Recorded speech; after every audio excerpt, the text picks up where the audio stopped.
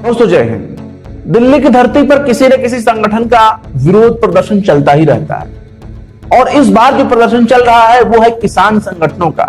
किसान 2 हफ्ते से अपनी विभिन्न मांगों को लेकर के कृषि कानून के खिलाफ प्रदर्शन कर रहे हैं। मोदी सरकार से डिमांड कर रहे हैं कानून वापस लेने के लिए, एमएसपी उसमें जोड़ने के लिए और अपनी शर्तों के साथ वो चाहते हैं कि हाँ या ना में सरकार खुल करके अपना बयान जारी करे, उनकी समस्याओं को हल करे। लेकिन मोदी मीडिया खुल करके अपने प्रोग्राम्स में किसानों के मांग को नाजायज बता रही है, एमएसपी की परिभाषा बता रही है। और इस बार आप जानते होंगे रूबिका लियाकत, बीजेपी न्यूज, माफ कीजिएगा एबीपी न्यूज, जो नाम तो है एबीपी लेकिन काम करता है बीजेपी के जैसा। और उनकी जो पत्रकार है रूबिका लियाकत, एंकर हैं, इन्होंने अपना एक प्रोग्राम बनाया। उस प्रोग्राम का वीडियो क्लिप सोशल मीडिया पर फिलहाल काफी वायरल हो रहा है और ये बताने की कोशिश कर रही हैं कि एमएसपी से सरकार को काफी नुकसान हो रहा था और एमएसपी हटाकर सरकार इनका फायदा कर रही है किसानों का। और ये कहना चाहती हैं सीधे तौर पर कि जो है किसानों को दिए जाने वाले एमएसपी से सरकारी खर्च का बोझ बढ़ रहा था। अपने एक प्रोग्राम में बता रही थी, जिसका विरोध करते हुए पत्रकार रोहिणी सिंह ने खुलकर मुखालिफत की। और रोहिणी सिंह ने बाकायदा रूबिका लियाकत को बेनकाब करते हुए, इनके प्रोग्राम एपिसोड और इनके न्यूज को बेनकाब करते हुए, बेपर्दा करते हुए बाकायदा ट्वीट किया और ट्वीट में लिखा कि जब पत्रकार सरकार द्वारा लिखी गई प्रेस रिलीज पढ़कर सुनाने लगे तब लोकतंत्र कमजोर होना लाजमी है। यहां रूबिका लियाकत बता रही हैं कि किसानों को एमएसपी देने से अर्थव्यवस्था की कमर टूट जाएगी। पत्रकारिता के भेष में बैठे पार्टी प्रवक्ताओं को पहचाने। रोहिणी सिंह ने इस बात को दिखाने की कोशिश की कि किस तरह से पत्रकार आज के दौर में सत्ता की गोद में बैठे, सत्ता की परिभाषा बोलते हैं, सत्ता की सिखाए हुए रटे रटाए अपने मापदंड बोलते हैं, सत्ता की प्रेस रिलीज को पढ़कर ही अपने आप को पत्रकार कहते हैं और एंकरिंग करने को ही जो है दिखाते हैं कि हम किस तरह से सत्ता के आगे नतमस्तक हो गए हैं। और सत्ता के प्रति जो इनकी ईमानदारी है उसे देखकर ऐसा लगता है मानो पत्रकारिता अपने सबसे खराब दौर से गुजर रहा है। और इसके बाद तिलमिलाई जो रूबिका लियाकत हैं, उन्होंने क्या कहा रोहिणी सिंह के लिए। उन्होंने लिखा कि इस महिला को मैं वैसे तो नहीं जानती, हालांकि जानती तो है ये।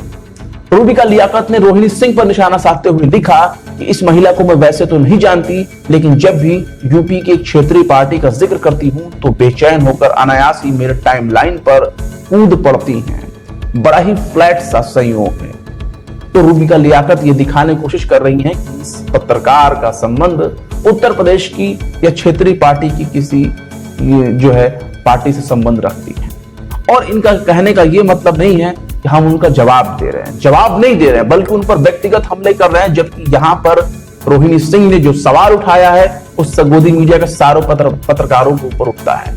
और रोहिणी सिंह ने जो सवाल उठाया है वो वाजिब है, यानी आप उसे इनकार नहीं कर सकते।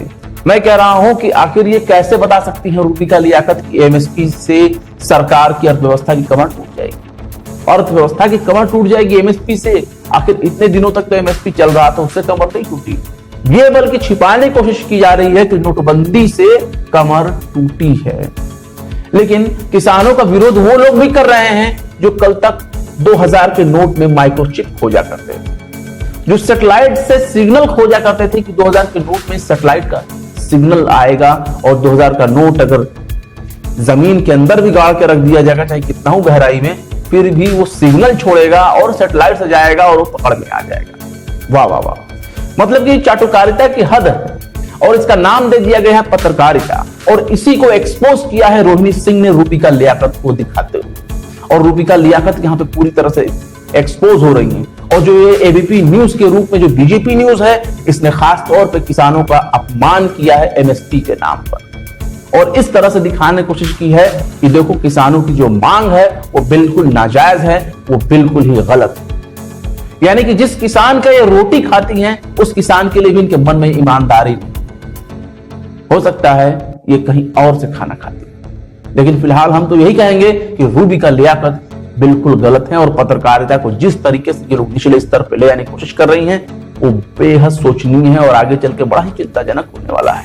वो दौर हम तो देख चुके हैं जो पहले सुना करते थे कि एक चारण और भाट हुआ करते थे राज दरबार में, लेकिन इन पत्रकारों ने, गोदी मीडिया के पत्रकारों ने जिस तरह से चारण और भाट की कमी को पूरा किया है वो एक ऐतिहासिक दौर के तौर पर याद किया जाएगा। रोहिणी सिंह का मैं परिचय बता दूं, रोहिणी सिंह एक फ्रीलांस जर्नलिस्ट हैं। ये द वायर के लिए भी काम करती हैं और इनकी कुछ रिपोर्ट्स ऐसे हैं जिसपे सत्ता तिलमिला गई, सरकार तिलमिला गई, और खास इनके ऊपर तो कई तरह के मुकदमे भी सरकार की तरफ से ठोक दिए गए हैं रोहिणी सिंह के ऊपर। और खासतौर से द वायर के लिए जो इनके आर्टिकल्स होते हैं, जो इनकी स्टोरी होती है, जो फ्रीलांस स्टोरी होती है, और खासतौर से जो इनकी स्टोरी होती है वो रिसर्च बेस पे होती है, यानी शोध करके जो पत्रकारिता की जाती है, खोजी पत्रकारिता, ये उससे जुड़ी हुई ये खोजी पत्रकार के तौर पे पहचानी जाती है। अक्सर देश विदेश हर तरह के जो है न्यूज पत्रों में, समाचार पत्रों में और अलग अलग जो मीडिया संस्थानों में हमने इनको देखा है कि इनके आर्टिकल्स वगैरह निकला करते हैं। और इन्होंने इस बार जो टारगेट किया वो रूबिका लियाकत को टारगेट किया है। लेकिन गोदी मीडिया का पत्रकार इतनी जल्दी उनका उल्लू सीधा होने वाला नहीं है, वो इतनी जल्दी मानने वाला नहीं है। ये जिस तरह से आज बीजेपी के दौर में, एनडीए के दौर में सरकार की चाटुकारिता कर रहे हैं, ये वही पत्रकार होंगे जो आगे चल के अगर सरकार बदलती है, अगर यूपीए या कांग्रेस सरकार आती है तो उनके लिए भी ये भक्ति करना शुरू करेंगे। उस वक्त भी हमें रोहिणी सिंह की जरूरत पड़ेगी, उस वक्त भी हमें रवीश कुमार की जरूरत पड़ेगी, उस वक्त भी हमें पुण्य प्रसून वाजपेयी की जरूरत पड़ेगी। क्योंकि पत्रकारिता तो वही है जो समय के साथ ना बदले, जो जिसकी अपनी एक सिद्धांत हो, जिसका अपना एक वजूद हो, वही पत्रकारिता है। जो पल भर में बदल जाए वो पत्रकारिता नहीं, वो चाटुकारिता है। फिलहाल आप इस वीडियो के बारे में क्या सोचते हैं? रूबिका लियाकत और रोहिणी सिंह के जो बहस डिबेट चल रहे हैं सोशल मीडिया पर, इसके बारे में आप क्या सोचते हैं? कमेंट बॉक्स में जरूर बताएं। वीडियो पसंद आए तो लाइक करें, शेयर करें और बेबाक पत्रकारिता को सपोर्ट करने के लिए हमारे यूट्यूब चैनल को जरूर से जरूर सब्सक्राइब करें। फिर मिलते हैं किसी और वीडियो में किसी नई खबर के साथ। जय हिंद।